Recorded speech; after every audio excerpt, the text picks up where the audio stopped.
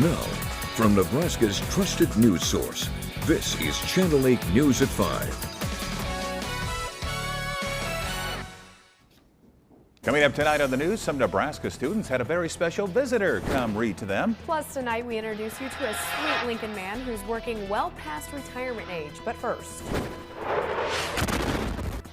reports of Russian attacks on civilian targets in Ukraine are increasing. Good evening, everyone. Thank you for joining us tonight. After a call with Russian President Vladimir Putin, French president thinks the worst is yet to come. Earlier, a second round of talks between Ukraine and Russia and Belarus ended with no major breakthroughs. ABC's Faith Abube has the latest. Tonight, no reprieve from attacks for Ukrainian civilians. The Russian aerial assault just keeps coming. In 8 days of war, a senior U.S. defense official says Russian forces have fired 480 missiles at Ukraine. This man was on his phone recording a video when the area came under heavy shelling. Drone footage also shows the scorched debris of homes in a residential neighborhood near the capital city of Kyiv, belying the Kremlin's false claims that Russian troops are doing everything possible to preserve the lives of peaceful citizens. Ukrainian officials say so far Russia's war has killed more than 2,000 people. Today, after a second round of talks, the Russian and Ukrainian delegates say they've agreed to open humanitarian corridors for Ukrainian citizens to leave. What is your honest battlefield assessment of how long you can hold on? I think nobody who is here doesn't know. A straightforward answer from Ukrainian President Zelensky to our EN panel. Though Zelensky remains defiant, saying he'll never leave his country. As the Russian attacks intensify, their troops have encircled major Ukrainian cities. A senior U.S. defense official tells ABC News Russian forces are closing in on Kharkiv while trying to isolate the city of Mariupol. Ordinary Ukrainians taking up arms. Peter Zalmayev, a Ukrainian broadcaster with no military training, is among those leaving their families, heading to fight on the front lines. This is a do-or-die moment for Ukraine. And President Zelensky is once again pleading with the U.S. and EU to enforce a no-fly zone over Ukraine. The White House says that would require U.S. troops to engage in direct combat with Russian forces, and that's not a step they're willing to take. In Washington, Faith Abube, ABC News. And back here locally, Lincoln Lutheran, in coordination with Orphan Grain Train, are asking for donations tomorrow to support the Ukrainian refugees in Poland. Students at Lincoln Lutheran rallied together to make sure those in need get the help. Obviously, just seeing all the pain and the tough times that the Ukrainians are going through right now, I know that we don't personally understand that. But we were just talking today that we have to go out of our way to help serve those in need, and right now, those are people that are definitely in need and need our help. Now, items requested are things like bandages, personal hygiene products, toothbrushes, and diapers. You can drop these items off at Lincoln Lutheran tomorrow from 8 a.m. to 5:30 p.m. at the main office. If you can't drop them off tomorrow, you can always go to the Orphan Grain Train warehouse Saturday and Sunday. It's at their location near the food bank on North 56th Street. And with the situation in Ukraine, there have been a lot of questions about how to help out financially. But experts are warning we all have to be very careful when deciding what fund to donate to. Unfortunately, the reality is anytime we see a natural disaster or a tragedy pop up, there are scammers looking to wedge their way into that growing market because they know that there's a pool of money that they can capitalize on. And like any potential scam, taking a moment to pause can save you a lot of grief. We're going to have much more information on what to look out for when trying to donate coming up tonight at 6 o'clock. The U.S. House today passing a $300 billion bill to help our veterans. It would be for those suffering from illnesses related to burn pits. Those pits are used to burn trash at military bases overseas, but that also includes human feces. Many veterans claim they have suffered respiratory issues and cancer because they breathe in toxic fumes from those pits. Garrett Elting served two tours in Afghanistan, and he explains his experience. On at least one occasion, once the burn pit got lit, all the smoke blew over our little area. We had 27 guys, I want to say, in our platoon, and every single one of us got sick. We were puking and not just couldn't do anything for about a week.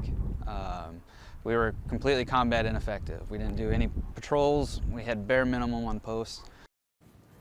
The bill again passed the House today, but it must first pass the Senate before becoming law. We're going to have more on Elting's story tonight in our newscast at 6 o'clock. A sad update here. A Kearney man is dead after accidentally getting run over by a bulldozer. It happened at Blueprint Engines Construction. Police say Ron Blessing was killed. Witnesses say he was operating the bulldozer prior to the accident. After the bulldozer hit him, the unattended piece of equipment then traveled a quarter of a mile before getting stuck. In Omaha, police are investigating the death of a 5-year-old boy. Police say the boy was brought to the emergency room unresponsive yesterday afternoon and was then pronounced dead. Omaha police arrested a 20-year-old woman. They have not said what her relationship with the boy was, and they also have not identified the boy. A warning tonight from Phelps County. There have been several fentanyl deaths. Officials have recovered counterfeit bills after 2 people were recently killed by the drug. It is suspected that those pills contain fentanyl, and even a tiny amount of that can be deadly. Within the last week, the Nebraska State Patrol has acquired 3 explosive devices. A live grenade, a practice bomb, and an artillery fuse. Here's video of NSP detonating them.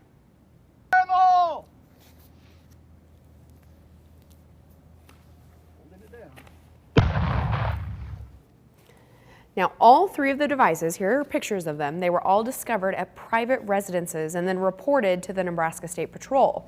Air National Guard members also helped with the disposal. If you ever find anything like this, call authorities immediately and do not try to move it. And just in this afternoon, Iowa Governor Kim Reynolds signed a law that bans transgender girls and women from competing in sports. The law is for kindergarten through 12th grade girls as well as colleges. Supporters of the law say it's intended to ensure fair competition. Governor Reynolds says transgender girls hold a fundamental advantage in female sports. But people against it say it's discriminatory and sidelines transgender students who they say make up a small fraction of athletes. The bill does not address the eligibility of transgender boys, and it does go into effect immediately. Here's some lighthearted news for you now. Some elementary students in Grand Island got quite the surprise yesterday. Miss Nebraska brought her favorite books to school on Read Across America Day. That for every drop he helped put in someone else's bucket, he felt another drop in his own bucket. Morgan Holan of Omaha is the reigning Miss Nebraska. She says she's spending a lot of her time traveling the state, and she made sure to make a stop at the elementary school in Grand Island. The book she brought with her is about encouraging others. Yeah, today we're reading How Full Is Your Bucket, and it was originally written by researchers at Gallup, but it really talks about how we can put drops in other people's buckets by being kind to them and doing things that make them excited and happy, and then actually we get drops in our own bucket. So it's great for the kindergartners, but it can also relate all the way up to 5th grade. And Holan says the people who believed in her when she was young helped her along the way, and she encourages kids to fill each other's buckets and to not be afraid to take a chance trying new things. Time now for a check of our weather, which definitely a change from yesterday, John, but it's still nice and mild out. That's right. Temperatures still remaining above normal, although we are significantly cooler than yesterday afternoon. Gone are the 80s, and we are back into the 50s. But interestingly, this is now our 5th consecutive day of temperatures above 50 degrees. So we've not had really any cold weather here in the last several days. Live look right now as we look off to the northwest. We've got sunny skies out there. Also the case as we look at I-80 near Henderson. Nice blue skies out there. Unfortunately, we've got those brown grasses out there as well. Temperatures running 20 to nearly 30 degrees cooler than this time yesterday afternoon. So that means we've got 52 degrees in Lincoln, which, by the way, our high temperature for the day was 53. It's 53 in Beatrice, up to 55 right now in Hebron. We've only got 46 degrees in Columbus. Skies, you can see there are some clouds off to the north and west that are going to come in our way later tonight, turning our skies mostly cloudy. A warm front, which was yesterday's cold front, resides back to our southwest. That will pass through the area tomorrow, bringing warmer temperatures. And if you are holding out hopes on rain, this is the weather system that could bring us some rain, maybe even some thunderstorms as we go to the beginning of the weekend. It's off the coast of California right now. For the rest of this evening, clear skies at 6 o'clock, 49, 42 by 8, 38 degrees by 10 o'clock. Chilly tonight, Not terribly cold, but still chilly. And we've got, like, as I mentioned, even warmer temperatures tomorrow and for the start of the weekend. We may even be tracking some snow. All the details on that coming up in my Storm Alert Team forecast. All right, thank you very much, John. Still to come on the news tonight, fighting intensifies in Ukraine. And Russia is now essentially cut off from the Western world. Details on the many sanctions the country is facing right after the break.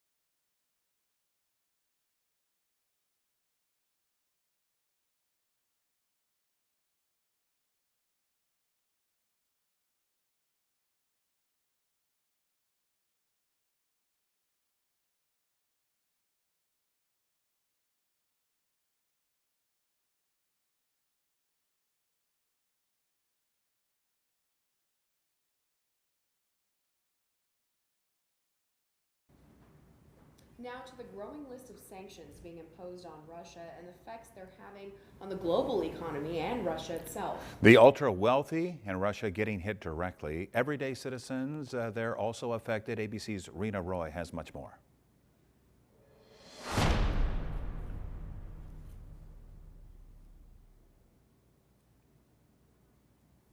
As fighting intensifies in Ukraine, Russia essentially cut off from the Western world. The U.S. announcing new sanctions against Russian oligarchs, blocking their travel to the U.S. and also targeting their relatives, adding to consequences they're already facing. Today I'm announcing that we're adding dozens of names to the list, including one of Russia's wealthiest billionaires, choking off access to technology as well as cutting off access to the global financial system.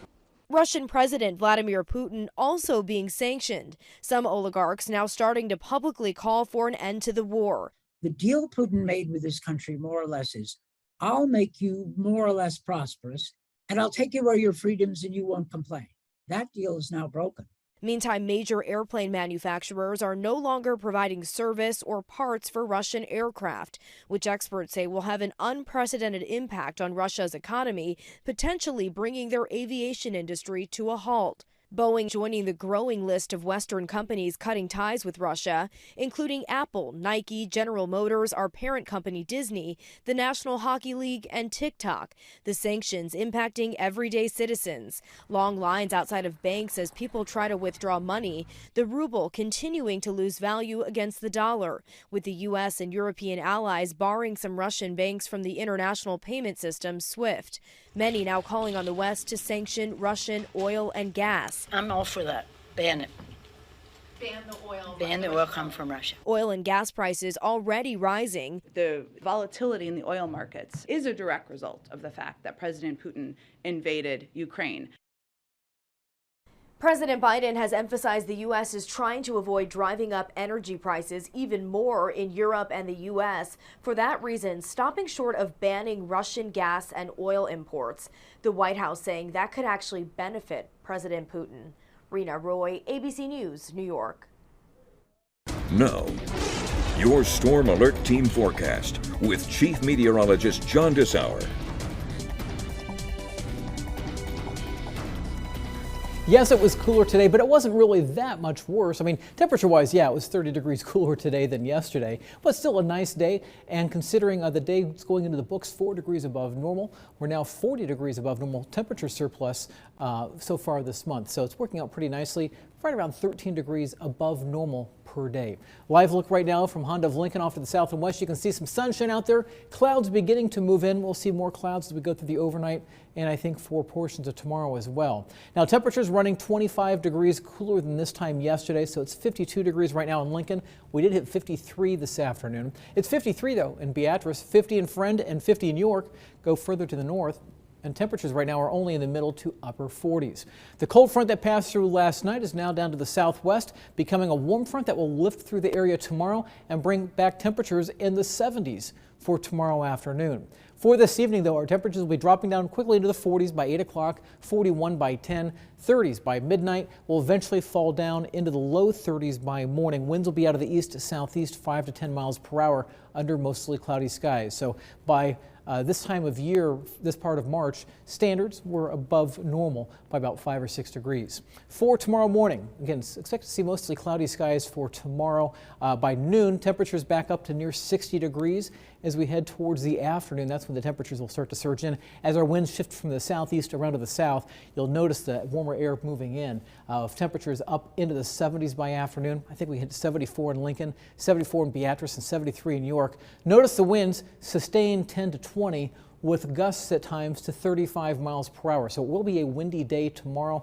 There may be some gusts to 40 miles per hour, not out of the question. And you can see by noon, pretty much all the winds are just about out of the south, and especially as we head towards mid to late afternoon, we'll have those southerly winds giving us that warmer air. Now, we need some moisture, and we are still holding out hope for some moisture coming our way as early as Saturday. Over the next 7 days, computer models spitting out right around 1/4 inch of liquid.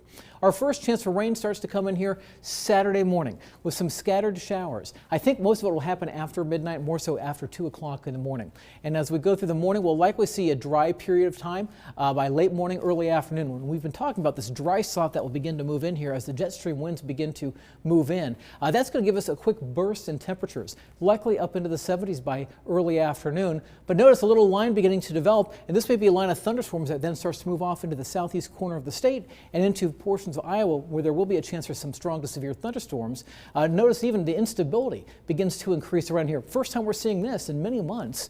By noon on Saturday, you can see the little instability bullseye is down towards Hebron and then moves up over Lincoln and Beatrice as we head towards early to mid-afternoon on Saturday. So we will be watching for a chance for a few thunderstorms. And then to the northwest of us, there will be a chance for some snow. You may have noticed that on Stormcast, where some areas could see 1 to maybe as much as 4 inches of snow across the central and northern part of the state. 7-day forecast. After that front passes on Saturday, we cool off for Sunday, a high of only 41 degrees. There is a chance we could see some snow late Sunday night into early Monday. Best chances over the far southeast corner of the state. 40 degrees for a high temperature on Monday, 51 by Tuesday, 54 degrees by Wednesday. Wintry mix still around the area on Thursday, turning breezy by next Friday. And then by next weekend, we'll have temperatures up into the upper 20s to mid 30s. And don't forget, next weekend by Sunday, we have our time change coming back. So we'll be springing forward put that on your calendar, not this weekend, but the following weekend. All right. Thank you, John. All right, it's time for a positive story, wouldn't you say? Who says you can't work during retirement? Well, one Lincoln man says he'll always be doing that. Right now, he works at Ace Hardware near South 27th and Capitol Parkway, and he's 90 years young. Channel 8's Danielle Kaiser has more on the forever young worker. Rod and Megan, I had the chance to meet one of Lincoln's hardest working men, Jim Johnson.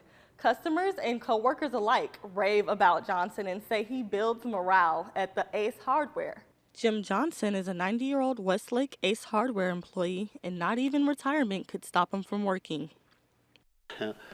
Supposedly I was retired, but they said if I wanted to, I could come down and work 3 days a week. So that's what I do. Johnson says the key to a long, happy life is always being stress-free, drinking lots of root beer floats, and working hard in everything that he does. His dedication doesn't go unnoticed. Johnson's daughter, Lori, says he's taught her everything she knows about working hard in life. Taught me how to do house repairs, electrical repairs, not quite foundation repairs, but he's taught me everything, and he's been my inspiration. Johnson doesn't believe in spending the rest of his retirement at home. He thinks working will ultimately allow him to live longer. Johnson warms the hearts of everyone that meets him, and his loyal customers ask for Jim by name. Because a lot of people, they don't do that work themselves, so they call me Mr. Fix-It. Johnson plans to work many more years before officially retiring. It's been fun, and I recommend anybody who could work past what my age is to go ahead and do it. You know, why not?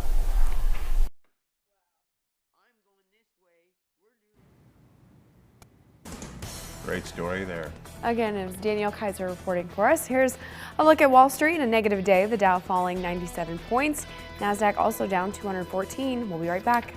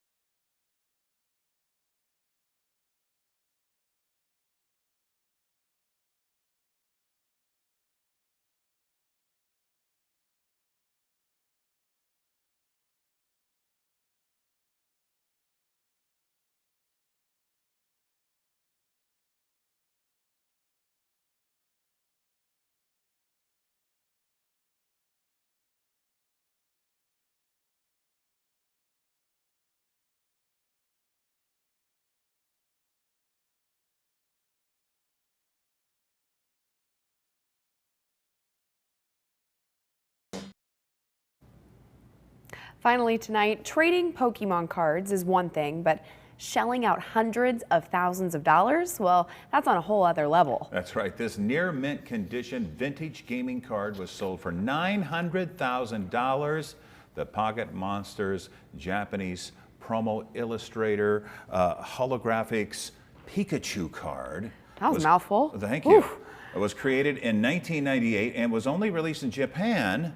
There were more than 30 other offers, but an unknown bidder won out in the end, shattering the former record and making it the highest priced Pokemon card ever sold. Once again, $900,000. You know, I have a little brother, and for a while he was very into Pokemon cards. We had shoe boxes full of these cards. It was fun to trade them and everything? I personally, I never got into it, but for me, it was baseball cards, but I'm a different generation. He had a lot of fun with them, so. Yeah. See, I was baseball cards and garbage pail kids. Oh, garbage pail kids? Yes, Pail kids? garbage pail kids are the thing from back in the 80s. It was kind of like baseball cards. Never heard of that. It was a playoff of, what was the doll that was so popular back then? Cabbage Patch? Yeah, it was the Cabbage Patch Kids. It was kind of their pain in the rear end brothers, basically. Of Interesting. So, yeah. Okay. Hey, around here this evening, temperatures will stay on the mild side initially. Clouds will be increasing as we go through the overnight hours. Temperatures right now sitting in the 50s, but as we go through the rest of this evening, we'll see our temperatures into the 40s by 8 o'clock, 30s by 10. We will be down into the low 30s by tomorrow morning. All right, thank you, John, and thank you for joining us. World News is up next. We'll see you back here at 6. With the Channel 8 Eyewitness News mobile app, you'll be the first to know. Get alerts about breaking news and weather, all in the palm of your hand. Seafood is back at Amigos. Everyone gets their favorites, even my picky eaters. And I don't have to cook. But the Baja fish tacos belong to Mama.